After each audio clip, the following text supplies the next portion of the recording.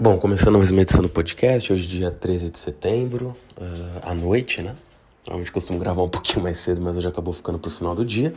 Como sempre, só relembrando que todas as análises feitas aqui são apenas conjecturas de mercado, que não se configuram como qualquer tipo de recomendação de investimento. Bom, começando, né, acho que eu acabei não conseguindo gravar a quinta, porque eu fiz 2 vídeos pro YouTube ali sobre ações mais específicas, né, sobre a Lupatec e a Unipar. E aqui agora, como eu costumo fazer no podcast, vou fazer, enfim, uma análise mais ampla das coisas, né? Mas a ideia agora é continuar com alguns vídeos no YouTube também semanais aí sobre algumas ações específicas e sobre algumas situações, né? Hoje mesmo devo subir mais algum vídeo por lá também. Ainda vou definir aqui um pouquinho melhor o assunto.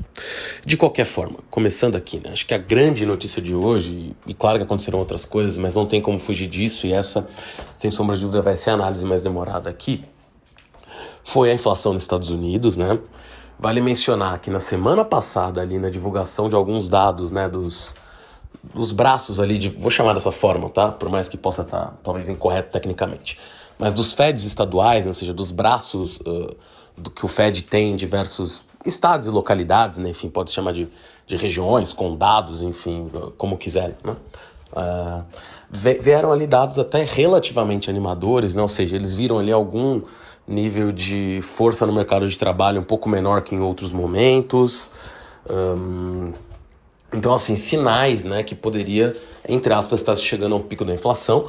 Vale lembrar que esse tipo de dado ali que está no livro bege do Fed, né, já havia vindo em outros momentos também sinalizando isso.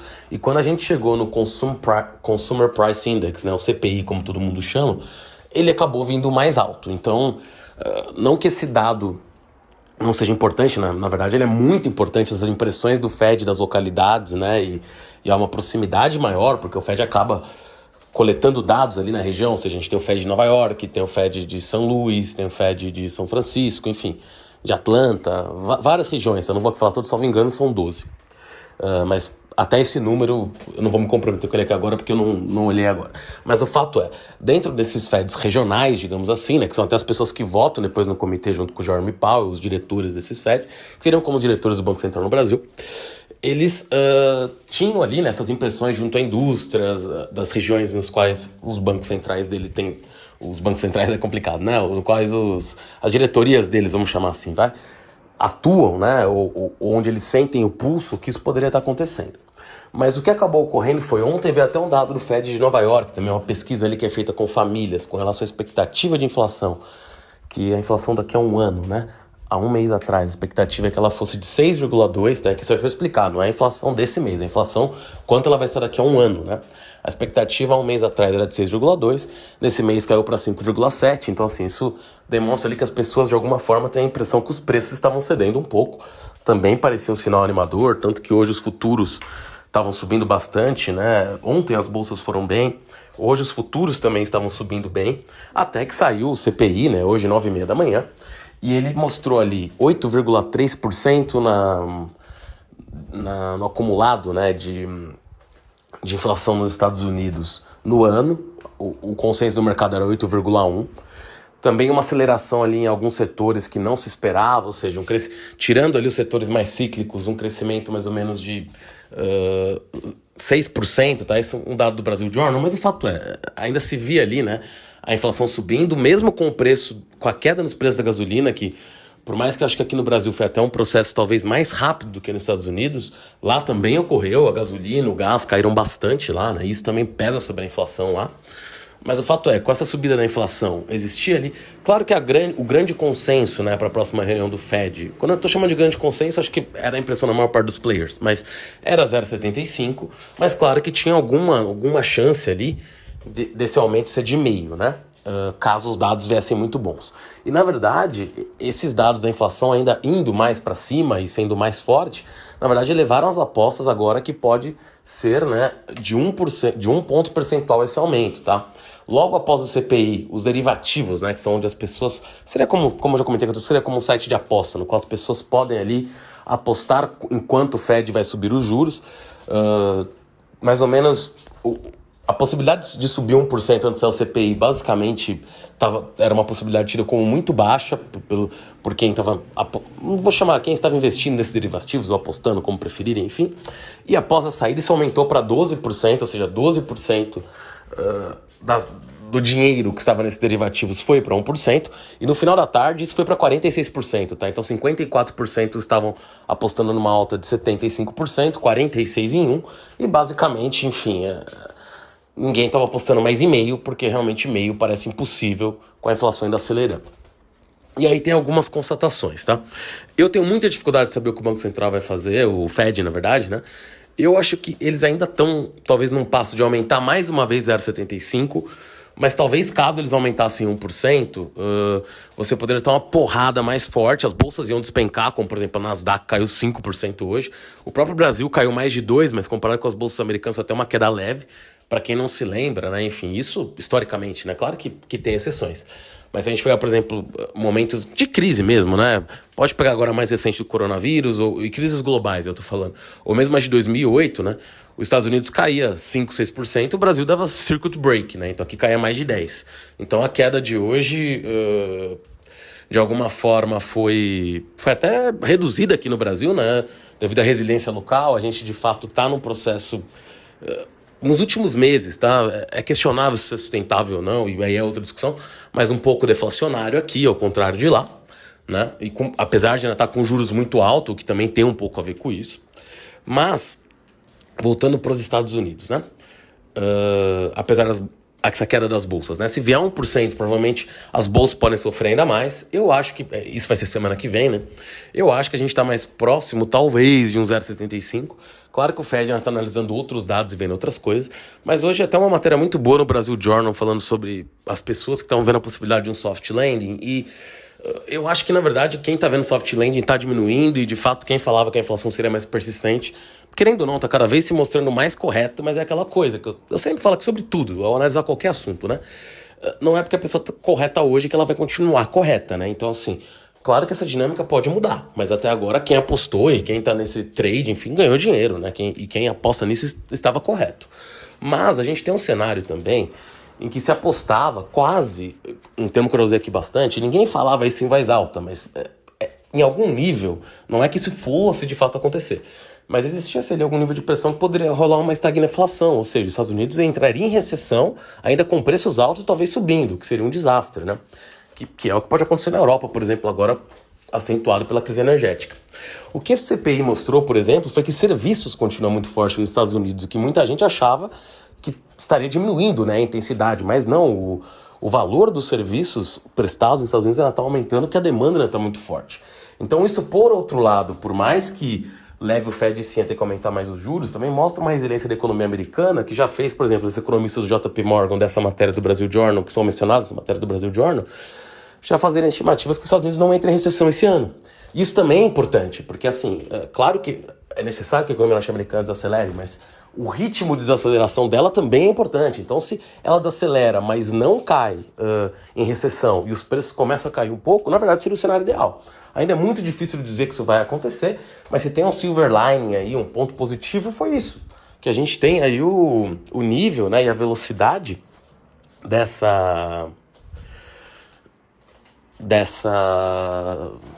aumento dos serviços nos Estados Unidos, ela está ocorrendo, ou seja, que demonstra uma economia ainda resiliente, ainda forte, tá? Eu acho que, claro, a pressão sobre os mercados pode continuar amanhã, mas é aquilo. Eu tenho a impressão, e eu já falei isso outras vezes, eu não tenho a mínima ideia de como vai se comportar a inflação dos Estados Unidos, até porque tem muitos outros fatores. A China continua com suas políticas de Covid-0, né, que acabam gerando pressões sobre a oferta. A gente pode ter um aumento global no custo energético por causa do que vai acontecer na Europa, né? Eu já vou falar um pouquinho sobre isso também, mas sobre toda a pressão também que está se avolumando sobre o Putin, sobre como ele vai agir com tudo isso. Então, vale aí, né, ficar bastante atento, vão ser semanas intensas, né? Mas as coisas, como eu tô falando, podem mudar bastante rápido, tá? Por exemplo, se tiver uma leitura que os juros vão subir, mas a economia americana está resiliente e não vai ser o final do mundo, as coisas se comportam de outra maneira, né? Então acho que é um momento bastante delicado, né, com as coisas, mas que vale, que nesses momentos que surgem as oportunidades, né? Então acho que é um momento de calma, sobre tudo, né? As tensões do mundo são muito grandes em diversos locais, como sempre comento aqui. No próprio Estados Unidos, a gente ainda tem uma ameaça ali também bastante complexa, que seria uma greve nacional dos ferroviários. Eles têm uma série de demandas, não só aumento de salário, mas também eles têm que ficar prontidão 7 dias por semana, por causa da forma que foram negociados lá acordos coletivos lá. E aqui estou usando acordos coletivos, nem sei se seria o certo, tá? Mas a forma que houve a negociação entre as empresas e os funcionários dava brecha para isso, ou seja, então o cara podia ser chamado qualquer dia da semana. Então, por mais que ele tenha lá direito a uns dias de descanso, ele não sabe nem que dias vão ser esses. Então, realmente é bastante complexo, né, trabalhar assim. E claro, se existem estimativas que caso eles entrassem em greve, enfim, isso afetaria a oferta norte-americana de forma brutal no momento que o país já tem inflação muito alta, né? Tanto que a gente vê ali diversos políticos ali, principalmente democratas, né, indo atrás das empresas e pedindo para já ter um aumento de 14% já agora para os ferroviários para impedir a greve, porque seria algo catastrófico aí se essa greve vai para frente, tá? Então esse é outro fato aí que às vezes passa meio desapercebido, mas também colocaria ali um risco bastante alto, tá, sobre a economia americana. Falando um pouquinho sobre a Europa que eu mencionei aqui por cima, lá a gente teve, na verdade, implicações bastante inesperadas até em algum nível na guerra da Rússia e a Ucrânia, que foi a Ucrânia recuperando diversos territórios. E aí tem diversos tipos de estimativas, mas falam que a Ucrânia recuperou mais ou menos 3 mil quilômetros quadrados, o que é muita coisa. Foi a maior vitória, digamos assim, ucraniana desde o começo da guerra, de acordo com analistas, né? Não é nem opinião minha, né? E podem ter analistas que pensam outra coisa também, alguns analistas que eu li, pelo menos. Que foi o maior feito ucraniano, né, na guerra, desde conseguir segurar Kiev no começo da guerra, ou seja, acabou sendo ali realmente um feito, né, das tropas ucranianas, acabaram surpreendendo os russos tiveram que recuar. Diz o governo ucraniano até que estariam no ponto que eles estariam mais próximos da Rússia, estariam apenas a menos de 50 quilômetros da fronteira, ou seja, em alguns pontos você teve ganhos, né? Até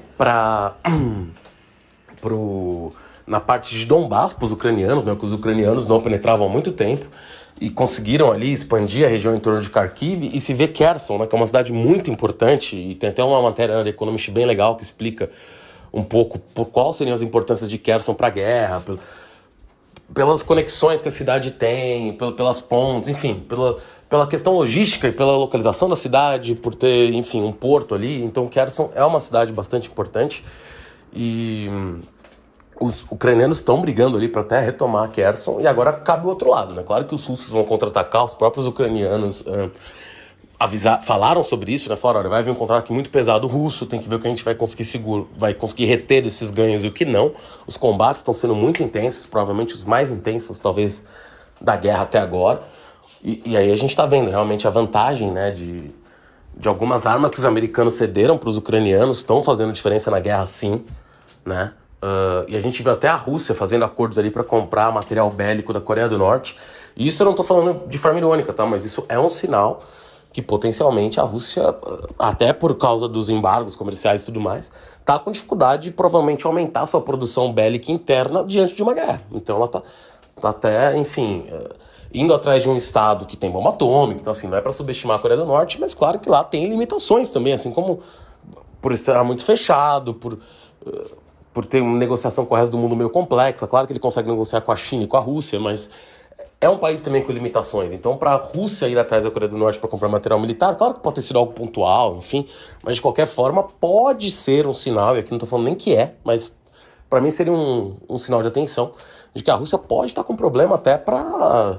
Não que vai faltar armamentos, não é isso, mas na velocidade que eles estão precisando ali reestocar as frontes de batalha e tudo mais, eles têm algum nível de problema, né, de suspeita aí sobre isso, ou seja... E o clima interno na Rússia está virando, né? Ou seja, pela primeira vez, por exemplo, o ministro da Defesa russo confirmou que tinha perdido territórios, eles não vinham tendo esse tipo de atitude. E aí vale mencionar, né, que alguns membros do parlamento ali de algumas regiões falaram contra o Putin. não sei nem a denominação para ele, na verdade, mas vou chamar aqui de presidente. Tá? O presidente da Chechênia, que é o homem forte da Chechênia, até porque a Chechênia mandou destacamentos para a guerra também, que teceu, digamos, críticas mais abertas ao Putin. Alguns, eu vou chamar aqui de blogueiros, tá? Mas é porque, assim, são pessoas que fazem parte ali das redes sociais russas, enfim, e são bastante seguidos, fazendo comentários sobre a guerra e tudo mais, né, bem nacionalistas. Um deles, que agora eu não vou lembrar o nome exato, mas é um dos mais seguidos no canal do Telegram, fez ali também algumas críticas pontuais ao Putin, inclusive porque o Putin, no dia num dos dias, né, que a Rússia estava perdendo territórios, fez uma grande festa no país ali, e ele estava presente, inauguraram uma roda gigante, enfim. Isso foi tratado ali, nossos jovens estão morrendo e o presidente tá ali inaugurando obras, e, enfim. Então, claro, isso não quer dizer nada de que Putin vai cair ou coisas assim, mas o insucesso no campo de batalha leva a isso. Eu diria até que ele nem esperava esse golpe e, como eu disse, ele vai com tudo para cima, então ele pode até retomar esses territórios, mas a pressão aumenta. O nome, por exemplo, que ele dava ali para a operação nos Estados Unidos, né? Desculpa, para a operação na Ucrânia, que era uma força de paz designada numa missão especial, alguma coisa assim, mas uma missão especial basicamente não de guerra, começa a não ter tanto sentido quando as pessoas começam a ver que isso não termina, e que tem gente morrendo, e que os ucranianos não é que vão invadir a Rússia, muito longe disso, mas conseguem ter ganhos militares contra a Rússia que o próprio ministro da Defesa da Rússia é obrigado a admitir. Então, assim, é um sinal de fraqueza que ainda não havia ocorrido. A barganha com o gás com certeza também tem a ver com isso, né? Ele ter fechado as torneiras do gás ali para a Europa. Só que, como eu disse, se ele começa a ter perdas militares e com o gás fechado, tudo bem, ele pressiona a Europa vai ter um inverno horroroso, as eleições na Europa vão ser impactadas por isso, como eu já comentei. Então, assim, é uma arma geopolítica, na verdade, poderosíssima. Mas, por outro lado, ele também, como eu já disse, para de receber dinheiro e vender esse gás para a China e para a Índia, na velocidade que ele precisa e pelos valores que ele precisa para até arcar com essa guerra, talvez não seja possível. Talvez seja também, mas ele vai ter algumas dificuldades nesse caminho. Então eu diria que, como eu sempre comentei aqui, né? Quer dizer, não vou dizer sempre, mas como foi mais o meu ponto de vista. Sempre, essa guerra, na verdade, vai ter ganhadores aqui e ali, mas meio que todo mundo perde no cômputo geral. E no médio prazo, eu tendo a achar ali que, claro, pode ter vários desfechos, mas eu não consigo ver um desfecho que... Não que o desfecho vai ser ruim para a Rússia, até porque eu não acho que está sendo ruim, mas não vai ser tão positivo quanto acham. Como eu disse, no começo eu não falando que a Rússia só perdia porque a Rússia não conseguiu conquistar Kiev. Depois a Rússia vendendo lá o petróleo para outros países, ganhou muito dinheiro e, enfim, parecia que estava tudo bem. Só que, como eu já disse, teve problema até para vender alguns itens como notebooks e celulares na Rússia, alguns tipos, não todos, claro, por causa de falta de chips. Então, assim... são questões bastante complexas, tá? E tem gente também que desmente essas notícias, que eu digo, é difícil garimpar notícias, mas o que eu quero dizer é, a Rússia tem pressões e quando o campo de batalha começa a ir mal de uma potência do tamanho da Rússia, aí as pressões aumentam, né? E o Putin desesperado é uma boa pergunta que ele poderia fazer, tá? Então, no gás ele já usou, não sei se ele poderia voltar a falar em uso ali de armas nucleares, né, menores ali na Ucrânia. Ele não voltou a falar disso, mas eu diria que pela primeira vez a Rússia está mais pressionada e, claro, está pressionando a Europa de volta com o poder geopolítico do gás, mas, como eu disse, isso também vai diminuir as receitas russas. Então, o cabo de guerra fica mais complexo e complicado. E, ironicamente, né, o preço do petróleo até andou caindo nas últimas semanas, de todas as commodities, seja por causa dos medos de recessão, seja por causa também dos lockdowns na China, né, que acabam diminuindo também uma parte da demanda no país, que é o grande consumidor de basicamente tudo. Mas assim, eu particularmente não ficaria surpreso se os preços caírem mais, mas eu diria que a médio prazo, porque eu sempre falo aqui, né, tem uma questão momentânea e tem a questão a médio prazo. A questão estrutural, para mim, do mercado de petróleo ainda é de uma oferta curta, apertada. Então eu acho que o preço do petróleo ainda tende a subir no médio prazo, mas no curto a gente pode continuar tendo quedas, enfim, acaba sendo positivo, digamos assim, pro mundo inteiro, né, esse tipo de situação. Indo aqui agora um pouquinho pro Brasil, a gente teve ali, depois do podcast, a confirmação de deflação, né, em outros índices em agosto. Claro que, como eu já disse, sempre tem que ser olhado com um pouco de cuidado, porque, como a gente vê, a inflação ainda está presente em outros lugares do mundo, a gente tem diversos problemas na China, nos Estados Unidos, na Europa, então assim, o ambiente geopolítico está muito complexo, a gente tem eleições no Brasil, Então, assim, seria maravilhoso se isso continuasse caindo em linha reta, e tem muita gente que acredita que sim. Eu confesso que eu tenho até mais dificuldade de prever aqui no Brasil do que nos Estados Unidos, que eu já não consigo prever. Então, acho que é mais uma análise de vem do dia a dia mesmo, né? Eu acho que do ponto de vista das empresas brasileiras, como eu disse, a Bolsa Brasileira, claro que a queda hoje foi muito alta, mas se a gente comparar ali com outros momentos, está muito sólida, perto das bolsas internacionais. Isso não quer dizer que a Bolsa Brasileira vai ficar bem. Se cair lá fora, que vai continuar caindo e vai sangrar, e se lá entrar em recessão, aqui vai sangrar também. Mas o que eu quero dizer é, em outros momentos a gente caiu o dobro de lá. Hoje a gente caiu metade da Nasdaq. Isso quer dizer que a gente não pode cair mais ainda que lá outros dias? Claro que pode. É só para dizer que a gente tem algum nível de resiliência, porque as empresas aqui, principalmente as voltadas para o mercado interno, e aí turbinadas por diversas razões, aumento de gastos em ano eleitoral, os auxílios, aumento no mercado de trabalho, mesmo como eu já comentei aqui, quando você olha ali o salário das pessoas, até por causa da inflação, talvez em termos reais, não seja tão alto quanto já foi em outras situações, mas de fato o desemprego caiu. Então você tem, né, situações ali acontecendo que acabam levando de fato a um crescimento, e isso está claro. A grande questão só é sempre aquelas discussões, a qualidade do crescimento, como ele vai acontecer, mas para curto prazo, para as empresas, é positivo, sem dúvida. Um setor que, na verdade, tem sido até pouco falado, embora as ações já tenham subido bastante, até o Itaú soltou um relatório hoje sobre isso, é o setor de casas, né, de construção ali, principalmente do antigo Minha Casa Minha Vida, agora Minha Casa Verde e Amarela, salvo engano, ou Casa Verde e Amarela, na verdade, né? Que, principalmente, por exemplo, você pegar construtoras de baixa renda, como o pessoal chama, MRV, tem uma parte disso, a Tenda é muito forte nisso, a Cury, a Plano e Plano. Então, assim, o Itaú, na verdade, nem menciona a Tenda no relatório dele, mas eu tô mencionando a Tenda aqui, porque, na verdade, eu acho a Tenda o caso mais curioso, tá muito barata, querem mudar o estatuto para tirar após um pio. Então, assim, tem uma série de fatores que eu diria para ficar bastante de olho em Tenda, volumes muito altos. Mas, de forma geral, esse setor, apesar dos juros altíssimos no Brasil, que para mim aniquilaria esse setor, na verdade isso não tem acontecido, né? A própria Caixa, hoje tem uma matéria no Valor falando sobre a Caixa Econômica, que eles estão batendo recorde de valor concedido de crédito imobiliário, né, para casas do patamar mais baixo do Minha Casa Verde e Amarela, ou Casa Verde e Amarela, enfim, o nome que o programa tem agora. E então isso parece estar transcorrendo muito bem, e a gente teve uma queda aí, até por causa da uma queda que teve no decorrer do ano, do preço do dólar, também com a queda de insumos. Teve insumos que caíram muito, né? Assim como a gente tiver as commodities mais líquidas, sei lá, milho, trigo, próprio petróleo, que caíram ali, sei lá, depende de cada uma, mas 20, 30, 40% das máximas. Isso também aconteceu com diversas matérias-primas do setor de construção. Então as margens dessas empresas melhoraram. Também houve ajustes ali na liquidação dos programas. Então, claro, é um setor complexo, o juros está muito alto, mas por mais que os juros ainda demore para cair, ou até tenha uma pequena subida nos juros, como o Campos Neto até mencionou, de fato, no Brasil, o pico dos juros parece muito próximo, que seria o pior momento para essas empresas. E elas estão performando, não é que estão no melhor momento, mas melhor do que o esperado nesse momento.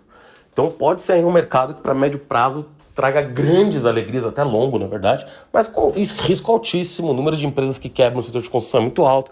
A própria Tenda, eu estou mencionando aqui, porque é uma empresa que é de 35 para 7. Então, acho que nesses valores, se eu sou um concorrente, eu até ficaria olhando para comprar a Tenda, na verdade, né? Então, eu acho que vale aí, né, esse olho, porque possivelmente vão ocorrer M&As nesse setor, mas vale lembrar que a gente teve diversos M&As nesse setor, principalmente antes da crise de 2008, que foram empresas que nem existem mais, né? Eu lembro da Agri, que foi fundada ali da fusão de 3 incorporadoras, a PDG, que era a maior corporadora do país quando entrou em RJ, ainda está listada em bolsa, mas num cenário muito ruim. A Viver também, né? A PDG e a Viver, que até saíram recentemente de recuperação judicial, foram empresas grandes. A PDG é até muito maior do que a Viver, mas duas empresas relevantes que viraram nada, né? Então, assim, é um setor que carrega muitos riscos. Tem muitas empresas também, a própria Rossi também é outro sinal disso, não está RJ, mas é uma empresa que foi muito grande, hoje está se reestruturando, né? Talvez seja até no fim desse processo, mas é outro sinal disso. Até Quinisa, que tem o Jardim das Perdizes, mas vem lançando muito pouco por causa dessas dificuldades. Então, assim, só para explicar que o setor não é um passeio no parque, mas parecem ter boas oportunidades, principalmente para essas empresas mais voltadas a esse tipo de programa. E quem quer que vença a eleição, acho que vai ser importante, né? Vai ser uma bandeira continuar com esse tipo de programa. Bom, outra notícia de hoje também bastante interessante foi a da Natura, né? Que a Natura estaria pensando ali em, primeiro, sair de alguns países, né? Porque depois da compra da Avon, a Natura se internacionalizou muito. Eu até lembro que o primeiro post desse blog, onde eu posto os podcasts, quando eu escrevia mais, né, e falava menos, foi sobre que a Natura poderia comprar a Avon. Isso acabou acontecendo algum tempo depois. E, enfim, parecia muito positivo, porque a Natura já tinha comprado uma empresa australiana, a Aceop, depois a The Body Shop, e acabou culminando na compra da Avon. Mas a empresa se endividou, ela já tinha uma questão ali também um pouco para o futuro, né? Que era o conflito entre as vendas online e as suas representantes comerciais, eu vou chamar assim, mas enfim, que a Natura tinha aqui um histórico no Brasil, assim como as concorrentes também, mas a Natura era muito forte nisso, das suas vendedoras, indo de porta em porta, tanto que até o procedimento de abertura de lojas da Natura, quando começou, já foi feito de uma forma para, digamos, para não melindrar essas vendedoras, que são uma parte fundamental em diversos locais do Brasil para vender esse tipo de serviço, mas a empresa teve que ir para online também, e aí, nisso, de gerir a Avon, de gerir a Body Shop, marcas diferentes, com preços diferentes, diversas operações complexas, a empresa se perdeu, vários resultados vieram pior que em outros momentos. A notícia que a gente tem ali seria que a empresa poderia, na verdade, que a Natura e a Avon ainda operam de forma separada, né? Que as duas poderiam se fundir na América Latina. E aí a gente tem todo tipo de notícia, né? O site Reset ali falava até em vender as operações fora da América Latina. Claro que pode acontecer, mas não me parece o mais provável, mas pode acontecer. Eu acho que provavelmente elas vão deixar alguns países, talvez foquem mais na América Latina, mas eu não acho que eles vão abrir mão de grandes mercados. Agora, o que pode acontecer é que o poder decisório vai ficar mais centralizado e a empresa, só para deixar claro, tá? A empresa que vai ter uma reunião amanhã, mas não confirmou o que vai acontecer. Mas assim, existe essa possibilidade. As operações internacionais de lojas mais soltas, como a australiana, a COESP e a The Body Shop, podem ser vendidas. A The Body Shop não vem performando muito bem. Poderia ser uma possibilidade de uma venda, mas também me parece que nesse momento vender poderia não ser muito inteligente, que não se conseguiria talvez o valor real pelos ativos, né, nesse momento de turbulência financeira e econômica. As operações australianas já me parece que vão um pouco melhor, né? Não só australianas, mas a loja de origem australiana, né? Que também tem aqui no Brasil, tem em diversos lugares. O que poderia ser seria, né? Talvez uma fusão dessas duas empresas, ou seja, a gente teria a COESP e a Body Shop virando um ente só, ou as duas sofrendo um spin-off da Natura, né? Ou seja, seria uma forma também, ou fazendo IPO, ou vendendo uma parte para um terceiro, ou só separando societariamente, mas com certeza visando outros passos, né? Então, uma forma de deixar a empresa mais ágil, e se perceber talvez melhor o valor das partes, né? Por exemplo, dois grupos que fizeram isso de forma... Só que, claro, esses grupos que eu vou mencionar agora têm atuações em muito mais setores que a Natura, que é focada ali no mercado dela mesmo, né? De perfumes, de cuidado pessoal, enfim. Perfumes foi uma má expressão, tá? Foi a primeira coisa que me veio na cabeça. Mas de cuidado pessoal, de beleza, enfim, de cosméticos. Mas se a gente pegar, por exemplo, a própria Raizen, né? Tinha todas as empresas debaixo dela com alguns anos atrás, né? Quase nenhuma com capital aberto, ela foi abrindo o capital das empresas e deixando boa parte delas listadas. E a gente vê um movimento, acho que até de forma mais clara, na JSL, né? Que foi abrindo ali o capital da Vamos, abriu o capital de diversas de suas controladas e até tem um desconto de holding até hoje, mas ela conseguiu diluir isso abrindo o capital de suas controladas, né? Então isso acabou melhorando muito o caixa da companhia, melhorou o endividamento.